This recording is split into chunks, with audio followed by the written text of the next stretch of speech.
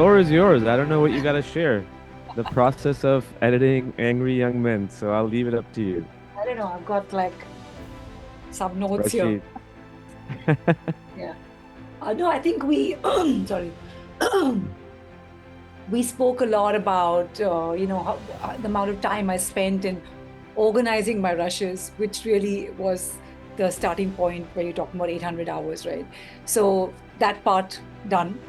What did I do after that? After I, organized my thematics and put them into some sort of sense and semblance, I started working on paper. So I did what, not really paper edits, but more like paper structures and more like scribbling, random thoughts down, ideas, things like what might work as interesting transitions, or how could be, if I found something that maybe I could juxtapose this with that, I would just, make small notes or scribbles, things that you don't want to forget. You don't know where they're going to come in the edit, but they're going to find their place. So you just, jot them down. So I spent a lot of time with pen and with pencil and paper, literally. Also because I feel writing helps. It's good. It's good to write. It helps you remember. It helps you, connect with your rushes better. Um, and it's just a good process to internalize things. So I did a lot of that. And once that was done, I started build even before Namita came into the edit. I started building what we call the radio edit, which is, as the word radio goes, which is largely sound. So Mm. I didn't bother about the visuals. It was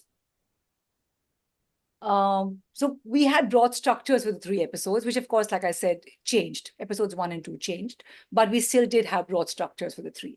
So basis that, say for episode 1, I started working on the radio edit, which is largely putting interviews back to back. So person A says something, cut to person B, and then C, and then maybe person A comes back in a story form. So say we're talking about a small story. Say we're talking about how arrogant they were, and they were not humble, and they asked for so much money and credit and all of that. So that's a section I'm working on. So what do? I have a thematic timeline called arrogance, which is, I don't know, 2.5 hours, 3 hours long, of various people contributing to that idea of them being arrogant. So from there, I started pulling out bits that, maybe Karan Johar is saying something, cut to Honey saying something, and you build a story in a way that if you were actually to close your eyes, you would hear the story in the best way at that point. So radio edits are like your a script or a screenplay for a film. So here it's just that it's not on paper, it's on your edit, but it's the base, it's your spine.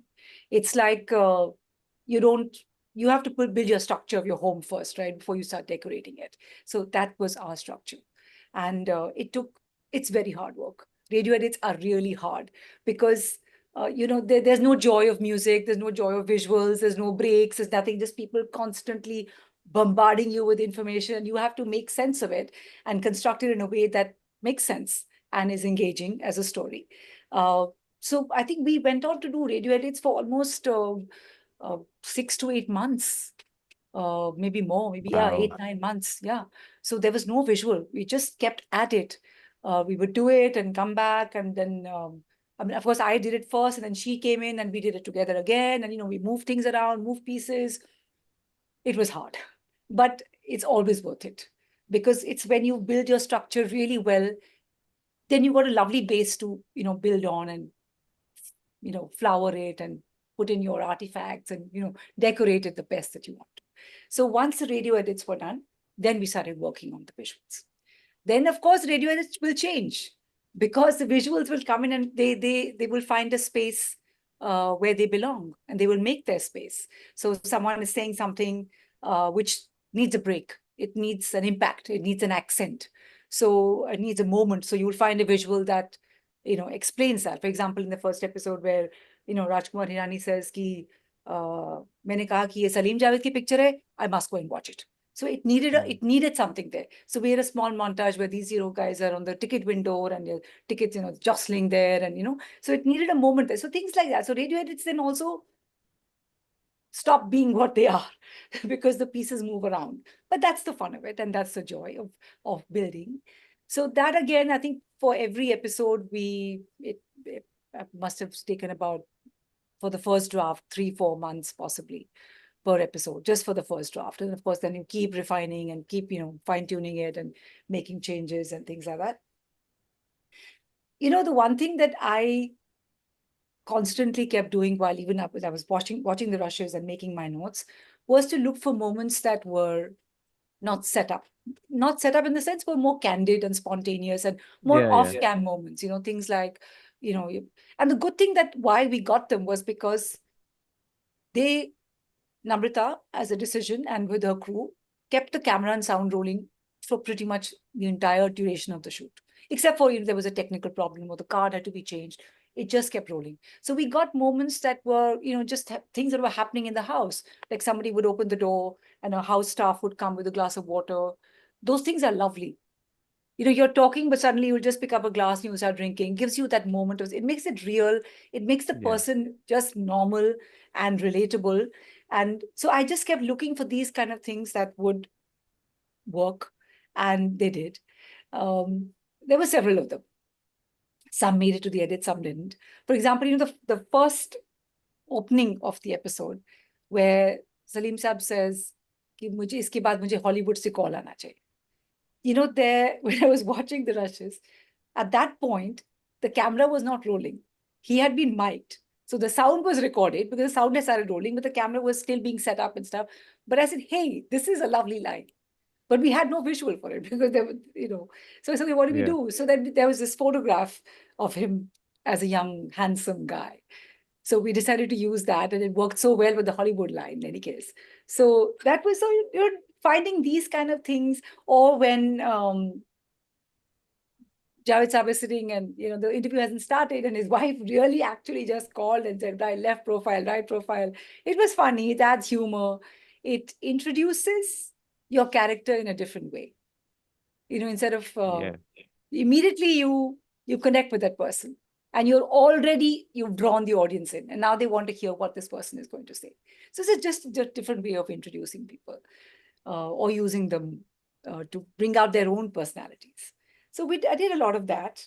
I don't know if you recall in episode 3, Javed Saab is sitting on a sofa and looking outside at the window. Yeah. He says, "Narm ho gayi roshni." There was not one frame I had at the head of that shot because it was not intentional. They were going to shoot something else. Namrata, I think, was going to come and sit and he was going to show her some books or something. So it was just a moment that they were going to start shooting. And he was just sitting there and waiting for them to, get their act together. And he looked at the light outside and just said that. And you can interpret that line in so many ways, that the light has softened in life. It's just softened. With Yeah. time, things change. Maybe they have softened. They're not as arrogant or, like they were back then. So of course, it's also how you position those lines, right? We are designing everything as editors and directors and filmmakers. We are also in some way kind of manipulative. You put in things where you Oh think they yeah. will. That's a fact. But that's what we do. We are creating something, making more interesting for the viewer to engage with. Yeah. So, and of course, what I like to do a lot, which I did a little bit in this, not that much because maybe there wasn't enough scope, was also to use. And of course, it's not something which is, it's not rocket science. Everyone does it, but I personally like to do it a lot. Is that use a lot of silent moments under which people are talking. And this particular one, which I love, is when Javed Saab, picks up this glass of water and Hmm. he's just drinking it softly, and his voice starts. So just these kind of things that that just make the edit more interesting instead of just, it can be simple Yeah. also, but what is it that you can just do where the audience may not notice it really? Because I feel sometimes if you notice an edit, oh, Yeah. don't notice it. Let it just go. It's just there. It's unnoticed, but you're enjoying it. Sometimes you can't say why you enjoyed it, but it's just the experience that you're leaving the audience with. And that's what I try to do every time, not just here, every time with every project. Yeah. And No, it's sorry, go on. no, please, I need a break. Okay. No, it's so important what you just said about relatability. I learned that when I was doing some screenings, like test screenings, audience screenings with friends and family of my very first feature documentary, Only 78. It was about a small village, very scenic, and but they had this problem where they were trying to fight the government to get their seawall repaired before hurricanes destroy the village. It's right next to Atlantic Ocean. And there's some dramatic shots, there's some really nice aerial shots, some nature shots, and my I showed her to my sister, and I'm like, okay, what do you think? She's like, there was this one shot that I really loved, so I'm like, okay, and it's probably going to be like one of those aerial shots, and like really Yeah, the cinematic big shots. ones. But she goes, there was the character. She wasn't really a character. She came for like one quick scene where she had something to say, and the B-roll what of her was cutting vegetables. Ah, And my sister goes, "That's my favorite shot." I'm like, "Really? Why?" that shot, yeah. And then this was 9 years ago, 10 years ago, and I'm like, "Oh, that makes sense." And since then, everything has been about, exactly what you're saying. It's so important because that's how you hook your audience because they need to be in the protagonist's shoes Yeah. right off the bat. Like Salim Saab says, Yeah. he's just, he's putting his sugar in the tea and he's stirring it and he's asking Namrata and the crew, "Aap log chai wai nahi piyenge?" It's just a normal thing, and Yeah. he's giving us a Yeah. very uh, basic information about his daily routine, that I drink tea in the morning and one cup of coffee in the evening. I mean, it's just that, but it just makes them real people. That they are these celebrity writers, and but hey, you know what?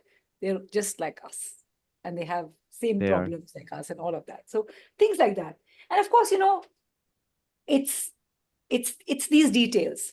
God is in these details, in these small things. It's the small things that are going to make it big. For example, in the second episode where we are talking about how Sholay was a failure at first, and then of course Mm, it picked up, and the dialogues on the streets, and they came up with the album. So there was a shot when I was going through the rushes. There was a shot of these thundering dark gray clouds, which are sort of looming large over. And I said, okay, this is nice. Don't know where we're going to use it, but somewhere it'll find a place. Um, and it found its place where we're saying the dialogues were being heard on the streets. And then this shot comes in, and I use the sound of thunder also to create that fear of Gabbar, where his mm, dialogue comes in, "Are oh Samba." So, there's right. this bigness over there, and then there's rain. So rain is sort of permeating through the city, through the streets, as are the dialogues. So that's when the dialogues continued, and Gabbar says, so that I juxtapose two dialogues from there, where Gabbar says, "Jo dar gaya so mar gaya," and then cuts to Dharminder saying, "Isliye marna cancel." So actually Yeah. in the film they are far apart, but the way they are used, in every screening that we've had, people have laughed at that point. It's just how you are using things, from various places, and putting them together. And I think that's about creating the magic. These small I things are just, yeah, It's very important. Yeah, no, I think where I noticed it and it's in the trailer too, where yeah, from Diwar, Amitabh Bachchan says, "What didn't happen in 25 years is going to happen now," and then it cuts to Javed Akhtar saying, "Well, हमारे साथ तो ऐसा ही होगा." Like it just synchronizes so much, and it just makes it a very beautiful part of the story. And I loved what you did. I'm a huge fan of sound. I'm crazy about sound. Like, even if it's um a shot of rain or, just open sky, music is playing, I need to hear air. I need to hear yeah. something. And it just adds so much texture to the thing. And you did that very beautifully. And I absolutely love that. Thank you. And I'm glad you brought the sound thing up, because I am crazy about something, is that when I'm organizing my rushes, not only do I organize the rushes, I also organize the sound. So I have an entire timeline of sound effects. So whatever they have recorded a lot of location sound, various kinds, and even something that you might pick up from the library. Uh, I would pick up selections of, okay, there's a street hawker. His call is interesting.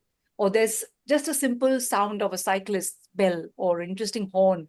Just put them together, say, you know what, these are going to find their place. And they make interesting sound cuts. Sometimes there's a little sound that just comes between a dialogue. there's someone says something and there's a moment there. If it's a street shot and you have this cyclist bell or something, Yeah. they are there in the background. You're not supposed to notice them, but you're supposed to experience the whole thing. And that's the intention. So sound, yeah, I mean, it's like you cut the sound out, you lost 50% of the fun's gone. You can probably have a scene with sound. Well, I shouldn't say probably. You can definitely have a scene with sound and not a good visual. Yeah, But the other way around, can't do it. It won't absolutely. work.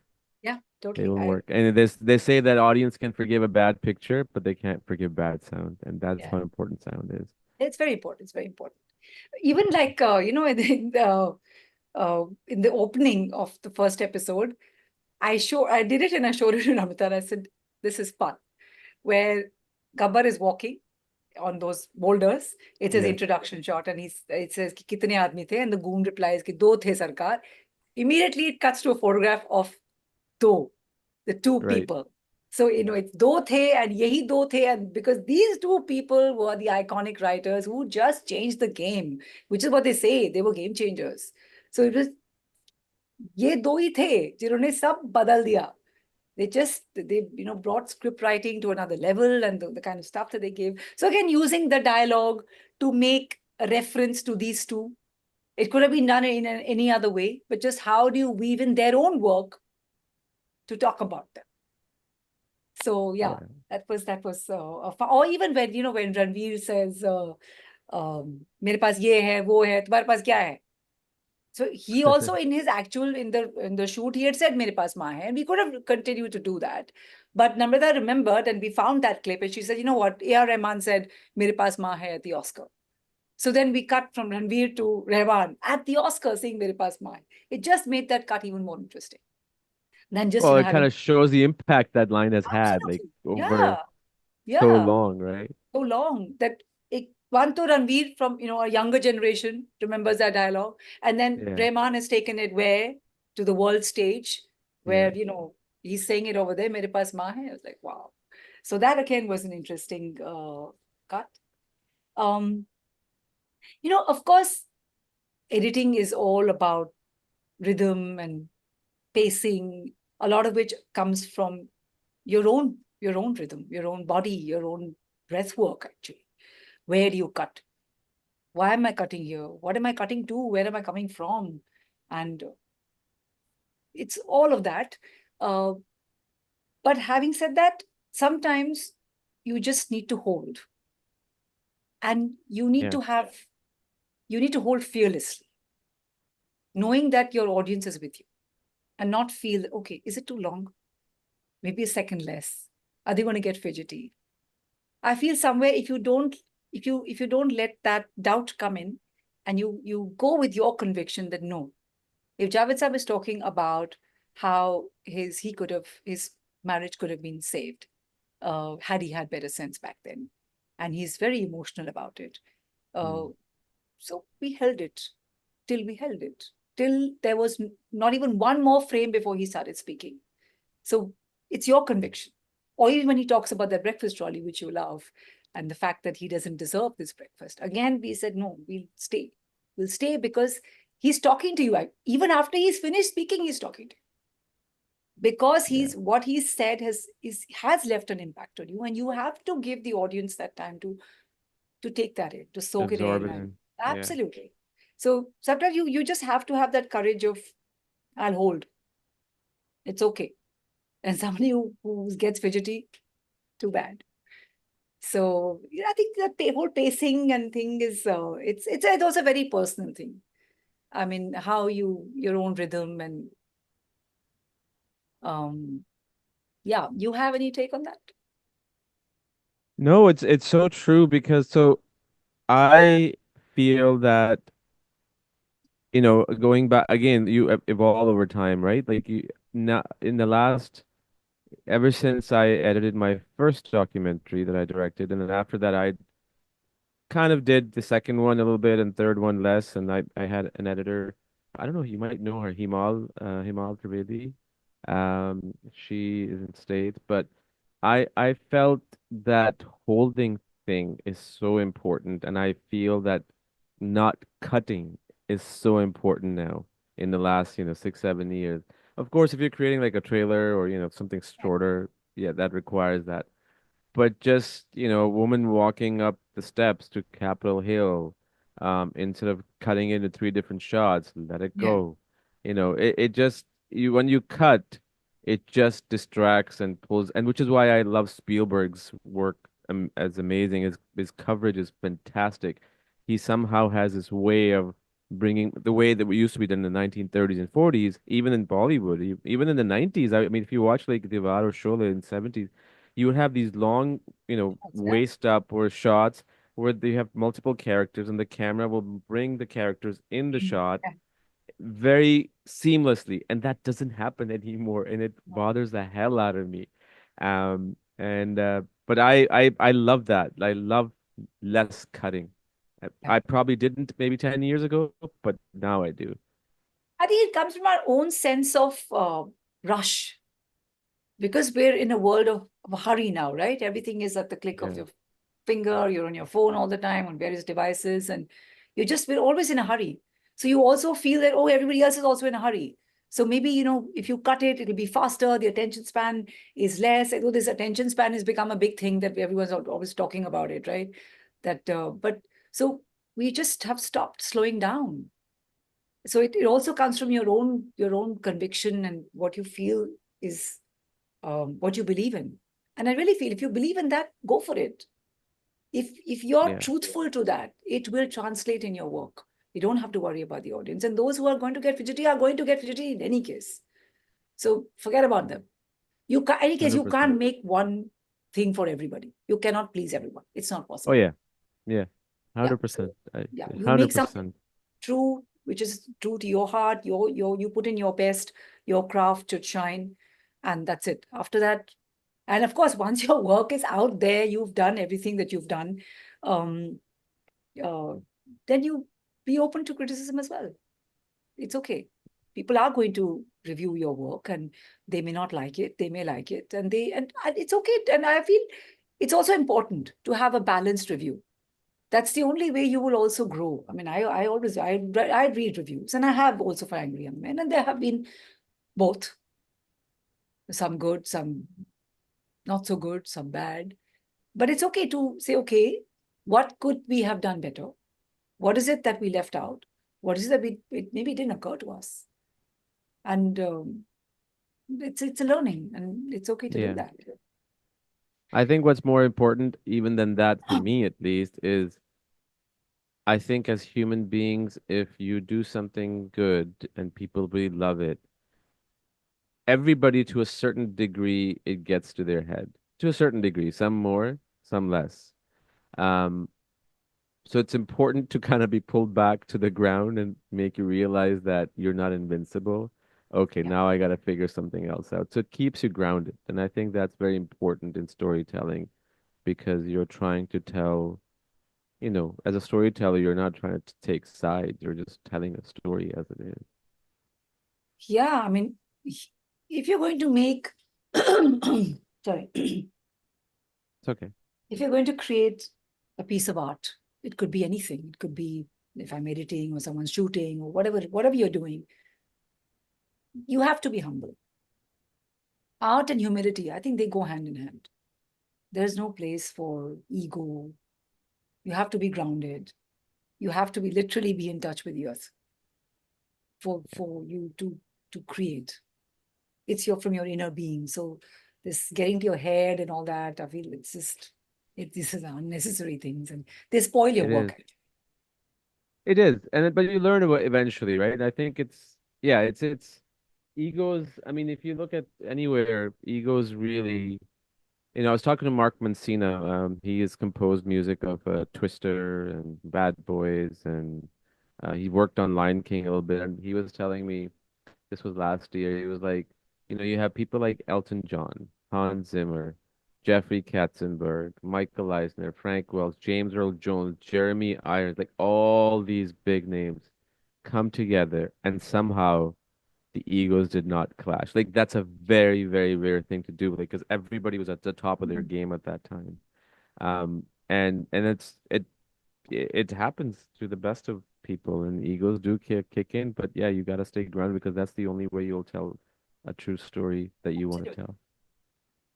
And just coming back to Angry Young Men, the other Yes, thing that please. we it's it's not a whodunit, it's not a thriller. So the question was, how do you end the episode so that you want your audience hooked in to click on the next episode and stay and watch it, right? Like a Hmm. binge watch, which most people did. So of course, the second episode we had a tease of the split, which always arouses some curiosity in people, so they would Hmm. stay. But first episode, what do you do?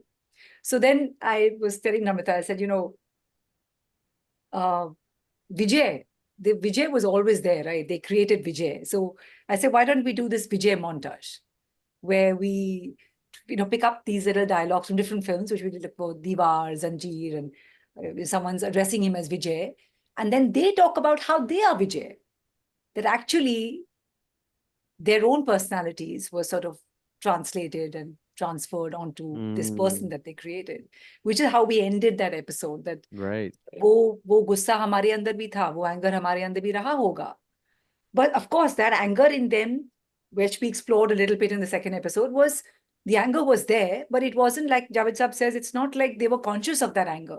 If the country was in a state where things were not going the way they should have, and they were newly independent, and uh, but it was a subconscious thing. It wasn't like they were consciously writing that, oh, we are angry, so we'll write about anger. No, or we created a guy who's going to be angry. No, it was just within their bodies and their systems, and they created this thing. So that's how we arrived at the ending of episode 1, which I think works because there was some sort of a sense that, okay, they've told us all these things about how these two guys came in, how they met each other, how they struggled, and how they created Vijay and introduced Amitabh Bachchan. Now what? What happened then? So I think it worked in some sense, but we did struggle a little bit of how do we end this episode? How do Yeah. we, like, what's, you know, What's the hook? What's the hook what's for the the hook? next Yeah, one? because there's no Yeah. cliffhanger, right? But you need something. I mean, yeah, that's the truth. OTTs want you to give something Yeah. where, I know. I know. yeah, But that's the. I honestly did not feel. I mean, I don't know. Maybe I was just so ecstatic about the series ever since Zoya told me about it last year. I I didn't feel anything. For me, it was a seamless flow. Even Namrita yesterday was saying that there were some things that she could have done this way or that way, and I was like, for me, it was as it is. It was the most perfect way of a three-part series that told the story that I wanted to see in the way that I had hoped, even more. So, you'll have people who will criticize, which is fine, but I think you guys really did a terrific job. And I mean, again, I have never done a movie where I've talked to so many people and I'm going to talk to so many people. So that's how special it is. So I really, really appreciate all of your work. No, I think, I mean, if she, of course, we all look back now. When I also watched the Yeah, series, you look back and say, oh, we could have done this, we could have done that, we could have put that in, taken this out, or held this a little longer, cut this, whatever. But that's a process, and that's okay. And 10 years down the line, if we were to do this, we would not do this. We would make something else. of We would course. make it differently because we also grow. You're growing, and you're bringing your own experiences into it. So that's fine. I'm just going to quickly go through my notes and see if I've left something out. Sure. Um, I don't know if I have, or there's any other question that you have for me in the Uh, meantime. I am good in terms of the notes. Sorry, questions. But you feel free to say Yeah, sure. whatever you have to say.